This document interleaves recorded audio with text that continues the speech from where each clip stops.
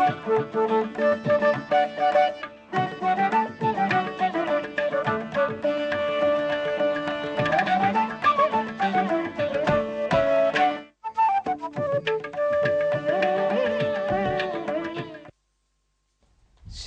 பாகவதன்னாம புராணம் லோகவிஸ்ருதம் ஸ்ருணுயாத் ஸ்ரத்தையாயுக்தः மம சந்தோஷ காரணம்.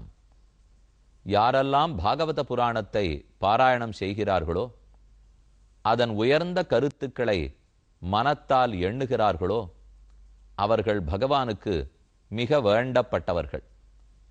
பெருமானுடைய அன்பை பெரிதும் பெறுகிறார்கள். சுகாச்சாரியர் கலங்கி போயிருந்த பரீட்சித்து மகாராஜாவுக்கு பாகவத புராணத்தை உபதேசித்து வருகிறார். பரீட்சித்து கேட்டுக்கொண்டிருக்கிறான். அப்போது ரோமஹர்ஷணர்ங்கிற ரிஷி, அவரும் சுக்கருடைய அனுமதி பெற்று அருகிலே உட்கார்ந்து கொண்டு கேட்டார். அந்த ரோமஹர்ஷணர் ரிஷியினுடைய பிள்ளைதான் சூத பௌராணிகர். சூத பௌராணிகர் நைமிஷாரண்ய க்ஷேத்திரத்திலே மரத்தடியில் அமர்ந்திருக்கிறார். பக்கத்துல சௌனகர் முதலான ரிஷிகளெல்லாம் உட்கார்ந்து இதே பாகவத கதையை சுகாச்சாரியரிடத்தில் கேட்டபடிக்கு உரைக்கும்படி வேண்டிக் கொள்ளுகிறார்கள். ஆக வேதவியாசர் எழுதி வைத்தார். அதை அவருடைய பிள்ளையான சுகாச்சாரியர் உபதேசித்தார். சுகாச்சாரியர் உபதேசித்தார். அப்போது ரோமஹர்ஷணர் பக்கத்திலே உட்கார்ந்து கேட்டார். ரோமஹர்ஷணர் தன் பிள்ளைக்கு சொல்லிக் கொடுக்க சூத பௌராணிகர் சௌனகர் முதலான ரிஷிகளுக்கு உபதேசித்தார். எவ்வளவு ஆச்சரியமான வரலாறு! அந்த வரலாற்றில் இன்று தொடக்கமாக நாம் 9வது ஸ்கந்தத்தை அனுபவிக்கப் போகிறோம். மொத்தம் 12 ஸ்கந்தங்கள். அதில் 8வது ஸ்கந்தத்தில் இறுதியாய் 24வது அத்தியாயத்தில் மத்ஸ்யாவதார கதையை பார்த்து முடிச்சுட்டோம். இப்போ நாம பிப்ரவரி மாதம் 9ஆம் தேதியில் இருக்க முடியும். இப்போ இதில் 24 அத்தியாயங்கள் உள்ளன. அதாவது சுமார் அடுத்த மாதம் மார்ச் மாதம் 10-12 தேதி வாக்கில் இந்த 9வது ஸ்கந்தம் முடிவரும். அப்புறம் 10வது ஸ்கந்தம் தான் மிக நீளமான ஸ்கந்தம். இப்போ நாம் 9வது ஸ்கந்தத்தில் பார்க்க போகிறது அம்பரீஷனுடைய சரித்திரம், சகரமன்னவனுடைய சரித்திரம், அவனுக்கு 60,000 பிள்ளைகள் பிறந்தது, ஹரிಶ್ಚಂದ್ರ மகாராஜாவினுடைய சரித்திரம், அப்புறம் ஸ்ரீராமாவதாரம். மறுபடியும் பரசுராமாவதாரத்தை பற்றி சொல்லி, அப்புறம் யயாதி சரித்திரத்தை பற்றி சொல்லி, யதுகுலத்தை பற்றி பேசி, யதுகுலத்தில் யாதவனாய் கண்ணன் அவதரித்தான் அப்படிங்கிறதோட 9வது ஸ்கந்தம் முடிஞ்சு போடும். அப்புறம் கிருஷ்ணாவதாரத்திலிருந்து தொடங்கி மொத்தம் 90 அத்தியாயங்கள் 10வது ஸ்கந்தத்தில். அது சுமார் 5 மாசங்கள் பிடிக்கும். ஒரு மார்ச் 15 தேதி வாக்கிலே 9வது ஸ்கந்தம் முடிஞ்சு படுத்துன்னு வச்சுங்கோ. அப்புறம் ஏப்ரல், மே, ஜூன், ஜூலை, ஆகஸ்ட் 15ஆம் தேதி வரைக்கும் அநேகமா 10வது ஸ்கந்தத்தை அனுபவிப்போம். அதுக்கப்புறம் 11, 12வது ஸ்கந்தங்கள் 44 அத்தியாயங்களோட கூடியவை. அது அதுக்கப்புறம் ஒரு 2 மாசம் 2.5 மாசம்னு வச்சுங்கோ. இப்படித்தான் அநேகமா பாகவத புராணம் முற்று பெறும். நாம இதை ஆரம்பிச்சது நவம்பர் மாசம் 9ஆம் தேதி 2009வது வருஷம். நவம்பர் 6 கீதை முடிஞ்சது, 9ஆம் தேதி தொடங்கித்து. அநேகமா இந்த வருஷத்து நவம்பர் 6ஆம் தேதிக்குள்ளே பாகவத புராணம் முற்று பெறும். கண்ணனுடைய அனுகிரகத்தாலே நடைபெற வேண்டும். இப்ப நாம பார்க்க போறது 9வது ஸ்கந்தம் தொடங்கி சூரிய வம்சத்தை பத்தி கதை சொல்ல போறார். இந்த கதையெல்லாம் கேட்கறதாரு சௌனகர் முதலான ரிஷிகள் சூத பௌராணிகரை கேட்க. சூத பௌராணிகர் தன் தந்தையினிடத்திலே பெற்ற கதை. தந்தையோ சுகாச்சாரியரிடத்துல நேர உபதேசம் பெற்றவர். இவர்களை நினைவில் கொண்டே அவர்கள் திருவடிகளுக்கு பல்லாண்டு பாடியே 9வது ஸ்கந்தத்தை தொடங்குவோம். இந்த ஸ்கந்தத்தில் சூரிய வம்சத்தை பத்தி வர்ணனத்தை தொடங்குகிறார். அப்புறம் வைவஸ்வத மனுவனுடைய பிள்ளை என்னமோ பெண்ணாக பிறந்தவன் ஆணாக மாறினான், ஆணாக பிறந்தவன் பெண்ணாக மாறிட்டான். அப்புறம் ஒரு மாசம் ஆண், ஒரு மாசம் பெண் என்ன இருக்க தொடங்கினான். எல்லாமே ரொம்ப விசித்திரமா இருக்கா, வியப்பா இருக்கா? அன்றே நடந்திருக்கிற கதை பார்ப்போம். முதல் அத்தியாயம். மன்வந்தராணி சர்வாணி துவயோக்தானி ஸ்ருதானி மே வீர்யாணி அனந்த வீரியஸ்ய ஹரேஸ்தத்ர கிருதானிச்ச. பரீட்சித்து சொல்றான், எல்லா மன்வந்தர கதையும் சொன்னீர். முதல் மன்வந்தரம் சுவாயம்புவ மனுவனிடத்திலேருந்து ஆரம்பித்து ரைவத மனு, சாக்ஷுஷ மனு, ராஜச மனு என்னும் ஒரு மனுவா பார்த்தோம். 4வது மனுவின் போதும் கதை பார்த்தோம். 6வது மனுவின் காலத்திலும் கதை பார்த்தோம். கஜேந்திர மோட்சமும் பார்த்தோம், அப்புறம் அமுதக்கடலை கடைந்ததையும் பார்த்தோம். இப்படி பல மன்வந்தர கதையை சுருட்டீர். யோசோ சத்யவிரதோ நாம ராஜர்ஷிஹி திரவிடேஸ்வரா ஞானம் யோ அதீத கல்பாந்தே லேபே புருஷ சேவையா. திரவிட தேசத்து மன்னவன் சத்யவிரதன். கீழே நாம மத்ஸ்யாவதார கதை பார்க்கறச்சே சத்யவிரதரே அடுத்த கல்பத்தில் ஸ்ராத்த தேவராக பிறந்தார் என்று குறுக்க ஒண்ணு பார்த்தோம் இல்லையோ, அந்த சத்யவிரதரை பத்தி தான் சொல்றார். அவரே விவஸ்வானின் பிள்ளையான வைவஸ்வத மனுவாக பிறக்கிறார். அந்த கதையை சொல்ல போறார். சவை விவஸ்வத புத்திரஹ மனுர் ஆசீதிதி ஸ்ருதம். சவை அந்த சத்யவிரதரே விவஸ்வத புத்திரஹ விவஸ்வான்கிறவனுடைய பிள்ளையான மனுவாக பிறந்தார். தத்த சுதாச்சோக்தா இக்ஷ்வாக்கு பிரமுகா நிருபாக. அந்த வைவஸ்வத மனுவனுடைய பிள்ளைதான் இக்ஷ்வாக்கு முதலானவர்கள். என்ன இப்ப இக்ஷ்வாக்குன்னு சொல்லிட்டா தான் அவருடைய வம்சத்தை முழுக்க சொல்லி ராமச்சந்திரன் இடத்துல போய் நிற்கணும் இல்லையோ. ராமனுக்கெல்லாம் மூத்தவன் இக்ஷ்வாக்குன்னு கேள்விப்பட்டிருப்பீளே. இக்ஷ்வாக்கு வம்ச பிரபவா ராமோ நாம ஜனைஸ்ருதான்னு நாரத பகவான் வால்மீகியினிடத்தில் கூறுவதாக வால்மீகி ராமாயணத்தினுடைய தொடக்கத்தில் இருக்கு. அப்ப ராமன் முதலான எல்லாருக்கும் மூத்தவன் இக்ஷ்வாக்கு. இந்த இக்ஷ்வாக்கு யாருன்னு தெரிஞ்சுக்கணும்னால் கீதை 4வது அத்தியாய ஸ்லோகம் உங்களுக்கெல்லாம் ஞாபகம் இருக்கும். கண்ணன் சொல்றார், அர்ஜுனா திடீர்னு கர்மயோகத்தை இன்னைக்கு நான் உனக்காக சொல்ல ஆரம்பிச்சுடலை. உன்னை சண்டை போட வைக்கணுங்கிறதுக்காக நான் கர்மயோகத்தை கண்டுபிடிக்கல. ஆனா 28 சதுர்யுகங்களுக்கு முன்னால் நான் விவஸ்வானுக்கு உபதேசித்தேன். விவஸ்வான் மனுவுக்கு உபதேசித்தார், மனு இக்ஷ்வாகுவுக்கு உபதேசித்தார்னு ஸ்லோகம் வருது இல்லையோ. விவஸ்வான் மனவே பிராக மனு இக்ஷ்வாகவே பிரவீத். அதுக்கப்புறம் பரம்பரையா காலம் ஓடி போடுத்து, ரொம்ப காலம் போனதுனால அது மறைய ஆரம்பிச்சுடுத்து. இப்ப நான் திரும்ப அவதாரம் பண்ணி உனக்கு உபதேசம் பண்ணிட்டு இருக்கேன்னு கண்ணன் கூறுகிறார். இது கீதையில் 4வது அத்தியாய ஸ்லோகம். அந்த விவஸ்வானை பத்தி தான் இப்ப பார்க்க போறோம். பகவானே விவஸ்வானுக்கு உபதேசிக்கிறார். விவஸ்வானுடைய பிள்ளை மனு, மனுவனுடைய பிள்ளை தான் இக்ஷ்வாக்கு. அந்த கதையை சொல்ல ஆரம்பித்தார். அப்போது சுகாச்சாரியர் ஸ்ரூயதாம் மானவோ வம்சா பிராச்சுரியேண பரந்தப ந சக்கியதே விஸ்தரத்தோ வக்தும் வருஷ சதைரப்பி. இப்ப மனுவோட வம்சத்தை சொல்றேன். 100 வருஷமே நான் கதை சொன்னா கூட மனுவனுடைய வம்சத்தின் பெருமையை சொல்லி முடிச்சிட முடியாது. அத்தனை உயர்ந்த வம்சம். பிரம்மா, பிரம்மாவுக்கே மரீச்சி பிறந்தார். நன்னா ஞாபகம் வச்சுங்கப்போ. இதுதான் பேரம் பேத்தி பௌத்திரன் பிரபௌத்திரன் எல்லாத்துக்கும் கதையும் சொல்லிட்டார். இப்ப இந்த பேர்கள்லாம் அப்படியே ஞாபகம் இல்லாட்டா கூட ஒண்ணு இல்லை. ஆனா இந்த எல்லா பேரும் உங்களுக்கு தெரிஞ்சது தான். நன்னா காதால கேட்டுங்கோ. பிரம்மா, பிரம்மாவுக்கு மரீச்சி பிறந்தார்.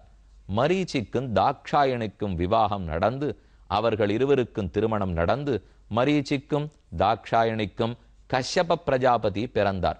கீழே கஷ்யபருடைய கதை பார்த்துட்டோம் இல்லையோ. கஷ்யபருக்கும் அதிதி தேவிக்கும் கல்யாணம் நடந்தது. கஷ்யபருக்கும் திதி தேவிக்கும் கல்யாணம் நடந்தது. அதித்தியினுடைய பிள்ளைகள் தான் தேவர்கள், திதி தேவியினுடைய பிள்ளைகள் தான் அசுரர்கள்.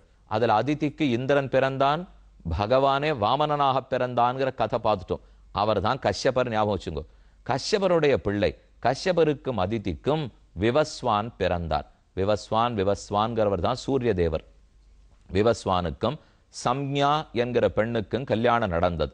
அவர்களுக்கு ஸ்ராத்த தேவர் பிறந்தார். ஸ்ராத்த தேவருக்கும் ஸ்ரத்தா என்னும் பெண்ணுக்கும் கல்யாணம் நடந்தது. அவர்களுக்கு இக்ஷ்வாக்கு முதலான 10 புதல்வர்கள் தோன்றினார்கள். அந்த இக்ஷ்வாக்குனுடைய வம்சத்துல தான் ராமனே பிறந்தார். ஸ்லோகத்தை மட்டும் வாசிடுறேன். தஸ்மின் ஜக்ஞே மகாராஜ ஸ்வயம்பூஷ் சதுரானனஹ. பிரம்மாவுக்கு மரீச்சிஹி மனசஸ்தஸ்ய ஜக்ஞே தஸ்யாபி கஷ்யபஹ. மரீச்சி பிறந்தார். மரீச்சிக்கு கஷ்யபர் பிறந்தார். கஷ்யபருக்கு விவஸ்வான் பிறந்தார். விவஸ்வானுக்கு ஸ்ராத்த தேவர். ததோ மனுகு ஸ்ராத்த தேவஹ சம்ஞாயாமாச பாரத ஸ்ரத்தாயாம் ஜனயாமாச தசபுத்திரான் ச ஆத்மவான். இக்ஷ்வாக்கு முதலான 10 பிள்ளைகள் தோன்றினார்கள். இக்ஷ்வாக்கு நிருக ஷர்யாதி திஷ்ட திருஷ்டக திருஷ்ட கரூஷகான் நரிஷ்யந்தம் பிருஷத்ரஞ்ச நபகஞ்ச கவிம் விபு அப்ரஜஸ்ய மனோஹோ பூர்வம் வசிஷ்டோ பகவான் கில. இவர்கள்லாம் மனுவுக்கு பிறந்திருக்கா. ஸ்ராத்த தேவர் தான் இப்ப மனு. அந்த மனுவுக்குத்தான் இக்ஷ்வாக்கு பிறந்திருக்கார். ஸ்ராத்த தேவருக்கு இன்னொரு பேர் உண்டே, விவஸ்வான்கிறவருடைய பிள்ளையோ இல்லையோ. அதனால வைவஸ்வத மனு என்ன அவருக்கு பேர் வந்தது. இப்ப ஸ்ராத்த தேவருக்கு இக்ஷ்வாக்கு முதலான 10 பேர் பிறந்தா. ஆனா இவெல்லாம் பிறக்கிறதுக்கு முன்னாடி அவர் பிள்ளை பேர் இல்லாமலே இருந்தார். ஸ்ராத்த தேவிக்கும் ஸ்ராத்த தேவருக்கும் ஸ்ரத்தாவுக்கும் கல்யாணம் ஆச்சு. குழந்தை பேரு கிட்டலே. அதுக்காக வசிஷ்டர் ஒரு இஷ்டி யாகத்தை பண்றார். புத்திரகாமேஷ்டி யாகம் பண்ணி பிள்ளை பெறுவாளோ இல்லையோ, அதற்காக யாகம் பண்ணார். யாகத்துக்கு ஹோமத்தெல்லாம் வளர்த்தாச்சு. அதுக்கு ஹோதாக்கள் யாரெல்லாம் நெய் எடுத்து சேர்க்கணுமோ பால் எடுத்து சேர்க்கணுமோ அவரெல்லாம் சிறுக்கும் தயாருமா கையோட நின்றுட்டு இருக்கா. வசிஷ்டாச்சாரியர் சொல்றார், ஹோதாக்களே ஹோமம் பண்ணுங்கோள் அப்படிங்கிறார். அவர்கள் என்னன்னு சொல்லி ஹோமம் பண்ணணும்? எஜமானர்களுக்கு என்ன நடக்கணும்னு விருப்பமோ அந்த விருப்பத்தைப்படி ஹோமம் பண்ணணுமோ இல்லையோ. ஸ்ராத்த தேவரும் ஸ்ரத்தா தேவியும் அமர்ந்திருக்கிறாள். அப்ப ஸ்ரத்தா தேவி வேண்டிக்கிறா, எனக்கு பெண் குழந்தை வேணும். இவா ராஜா ராஜ்யத்தை ஆள்றதுக்கு ஆண் குழந்தை வேணும்னு ஹோமத்தை ஆரம்பிச்சிருக்கா. ஆனா மனைவி பார்த்தா இல்ல எனக்கு பெண் குழந்தை வேணும்னு ஆசைப்படுறா. யார் ஒருத்தர் நெய் எடுத்து சேர்க்கணுமோ எஜமானனோ அல்லது தலைவியோ என்ன விருப்பப்படுறாளோ அது நடக்கட்டும்னு தானே நெய் எடுத்து ஹோமகுண்டத்துல கொட்டணும். அதனால ரிஷிகள்லாம் வாயை திறந்து சொல்லலை. ஏன்னா வசிஷ்டர் பிள்ளை வேணுங்கிறதுக்காக யாகத்தை வளர்க்க சொல்லியிருக்கார். ஆனா தலைவி பார்த்தா எஜமானியானா மாற்றி பெண் வேணும்னு நினைச்சுட்டு இருக்கா. ஆனா எஜமான நினைச்சபடித்தானே நடக்கணும். அதனால பெண் குழந்தை பிறக்கட்டும்னு நினைச்சுட்டே ஹோமம் பண்ணிவிட்டா. நன்னா கேட்டுங்கோ. தத்ர அப்ரஜஸ்ய மனோபூர்வம் வசிஷ்டோ பகவான் கில மித்ரா வருணையோர் இஷ்டிம் பிரஜார்த்தம் அகரோத் பிரபு. மித்ரா வருணர்கள்ங்கிற தேவர்களை குறித்து இஷ்டியாகம் பண்ண ஆரம்பிச்சார். துஹித்தர்த்தம் உபாகம்ய பிரணிபத்ர பயோவிரதா. ஆனா ஸ்ரத்தா தேவியோ தனக்கு பெண் பிறக்கணுங்கிறதுக்காக பயோவிரதம் பாலால சமைக்கப்பட்ட உணவை உண்டு கொண்டு விரதமே பண்ணியிருக்கா. அதனால இவர்களும் அதே போல பண்ணுட்டா. ஹவிஷி வெச்சரேத்தேன வஷட்காரம் கிருணந்த்விஜா. பிராமணர்கள் பண்ணியிருக்கிற ஹோமம் வீணா போகாது. அதுவும் வஷட்காரத்தோட ஹோமம் பண்ணியிருக்கா. பெண் குழந்தை பிறந்துடுத்து. பெண் குழந்தைக்கு இளா என்று பெயர் வைத்தார்கள். ஹோதுஸ் தத் வியபிசாரேண கன்யா இளாநாம சாபவத் தாம் விலோக்கிய மனுப்ராக நாதி கிருஷ்டமனாகுரும். ஆனா தகப்பனார் பார்த்தார், எப்படி நம்ம குழந்தைய வச்சுன்னு நாட்டாளன்னு பார்த்தா பெண் குழந்தை பிறந்திருக்காளே, பெண் பிறந்த வரைக்கும் திருப்தி தான். ஆனா நாட்டை ஆள்றதுக்கு என்ன வழின்னு தெரியலையே என்று நினைத்து வசிஷ்டரிடத்தில் கேட்க, கவலை வேண்டாம், நாம் பகவான் ஹரியனிடத்தில் பிரார்த்தித்து இளாங்கிற இந்த பெண்ணையே ஆணா மாத்திடுறேன் அப்படின்னு சூளுரைத்தார். பெருமானிடத்துல பிரார்த்தித்தார். அஸ்தௌஷீத் ஆதிபுருஷம் இளாயாஹா பும்ஸ்துவ காம்யயா தஸ்மை காமவரம் துஷ்டः பகவான் ஹரிரீஸ்வரः ததாவிலாவபவத் தேன சுத்யும்னஹ புருஷர்ஷவः. பெருமானும் ஆசை கொண்டு இவர் வேண்டியபடி மாத்தி கொடுத்துட்டார். ஆண்மகனாக மாறுட்டா. சுத்யும்னன் என்ன அவனுக்கு பெயர். அவன் நன்னாத்தான் வளர்ந்தான். பெண்ணா பிறந்திருந்தாலே இப்ப ஆணா மாறுட்டான். இளா சுத்யும்னனாக மாறுட்டான். இப்ப சுத்யும்னன் தன்னுடைய கூட இருக்கிறவாளோட சேர்ந்து வேட்டையாடுறதுக்காக புறப்பட்டு போனார். அப்ப குமாரவனத்துக்குள்ள புகுகிறார். ச குமாரோ வனம் மேரோஹோ அதஸ்தாத் பிரவிவேஷா. மேரு பர்வத்தத்தினுடைய கீழ்ப்பகுதியில இருக்கும் குமாரவனம். குமாரங்கிற ஒரு காடு, சிவனும் பார்வதி தேவியும் இருந்த காடு. அந்த காட்டுக்குள்ள புகுந்தார். என்ன வியப்பு பாருங்க. தஸ்மின் பிரவிஷ்ட ஏவாசௌ சுத்யும்னஹ பரவீரஹ அபஷ்யத் ஸ்திரியம் ஆத்மானம் அஸ்வஞ்ச வடவாம் நிருப. தன் குதிரை, தன் கூட இருந்த படைகள், தான் எல்லாருமே பெண்ணா மாறிவிட்டா. ஏற்கனவே ஒரு பெண்ணு தான். ஆனா பெருமானுடைய அருளால் இப்ப ஆணா மாறி இருக்கார். ஆனா மற்ற பேர் கூட இருந்தவாள்லாம் ஆண்களாவே பிறந்தவா தான். குதிரையும் ஆண் குதிரை தான். ஆனா என்னமோ அந்த தோட்டத்துக்குள்ள போன உடனே எல்லாரும் பெண்களா மாறிவிட்டா. அப்ப பரீட்சித்து சுகாச்சாரியரை கேட்கிறார், எதனால யார் இப்ப எல்லாரையும் பெண்களா மாத்திட்டா? மாறின கதை சொல்றேன். ஓர் சமயம் இதே குமாரவனத்தில் பரமசிவனாரும் பார்வதி தேவியும் எழுந்தருளி இருந்தார்கள். அப்போது ரிஷிகளெல்லாம் சொல்லிக்காம உள்ளுக்குள்ள வந்துட்டா. அதை கண்ட பார்வதி தேவிக்கு வெட்கம் மேலிட்டது. விலகி போனாள். தான் விலோக்கிய அம்பிகாதேவி விவாசா விரீடிதா பிருஷம். அவ வெட்கத்தோட விலகி போக பெருமாள் பார்த்தார், இது என்ன இப்படி வாழ சொல்லிக்காம ஆண்கள் போய் வந்துட்டா. அதனால தானே பார்வதிக்கு வெட்கம். இனிமேல் இந்த தோட்டத்துக்குள் யார் புகுந்தாலும் பெண்களாக மாறிவிடுவார்கள் அப்படின்னு அவரே அப்ப ஆணை போட்டுட்டார். ததிதம் பகவானாக பிரியாயா பிரிய காமியா ஸ்தானம் யஹா பிரவிஷ்டேத் ஏதத் சவை யோஷித் பவேத். அவ உடனே பெண்களா மாறிடுவான்னு போட்டிருந்தாரோ இல்லையோ. அந்த தோட்டத்துக்குள்ள இப்ப இந்த பிள்ளை சுத்யும்னன் வந்தான். அதனால அவன் பெண்ணாக மாறிப்போனான். இன்னும் கதையில வியப்பு காத்துன்னு இருக்கு.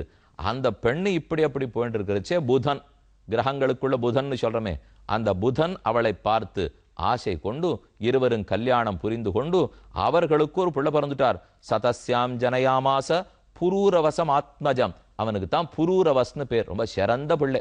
புரூரவசம் அவனுக்கு பேரு. ஆக இந்த பெண் இப்ப பெண்ணாகவே இருந்துட்டு இருக்கா. கடைசியில வசிஷ்டாச்சாரியரிடத்துல போய் பெண் வேண்டினாள். நான் தான் சுத்யும்னனாவுமால் மாற்றப்பட்டேன், இப்ப இந்த மாதிரி இருக்கேன், என்ன பண்றதுன்னு கேட்க கவலை வேண்டாம்னு பரமசிவனாரிடத்துல வசிஷ்டர் பிரார்த்திக்கிறார். ஏன்னா அவர் போட்ட ஆணையின்படி தானே இந்த பெண்ணு ஆண் பெண்ணா மாறி இருக்கார். இப்போ அவரிடத்துல கேட்ட உடனே கவலை வேண்டாம், நான் ஒரு வழி சொல்லித்தரேன். ஒரு மாசம் இவள் ஆணாக இருக்கட்டும், ஒரு மாசம் பெண்ணாக இருக்கட்டும். மாசன் புமாம்ச பவிதா மாசன் ஸ்திரீ தவ கோத்ரஜா இத்தம் வியவஸ்தையா காமம் சுத்யும்னோ பவது மேதினீம். இப்படி சுத்யும்னாகவும் இளாதேவியும் மாறி மாறி அவள் இருக்கிறதுக்கு ஆரம்பிச்சா. அவளுக்கு 3 பிள்ளைகள் பிறந்தார்கள். தஸ்யோத்கலஹ உத்கலன் கயன் விமலச்ச சுதாஸ்திரயா. ஆனாலும் ரொம்ப தூரம் வாழ்வதற்கு அவளுக்கு பிடிக்காமல் தன் பிள்ளையினிடத்திலேயே பட்டத்தை கட்டிவிட்டு காடு நோக்கி அவர் புறப்பட்டு போனார். ஆக இளாதேவியாக பிறந்தவள் சுத்யும்னாகி மறுபடியும் பெண்ணாகி புதன கல்யாணம் பண்ணிட்டு புரூரவச பெத்துட்டு மறுபடியும் 1 மாசம் ஆண் 1 மாசம் பெண்ணாக இருக்கிற இவள் கதையை பத்தி இந்த அத்தியாயத்துல பார்த்துட்டோம். இன்னும் வியப்பான கதை காத்திருக்கிறது, கேட்போம்.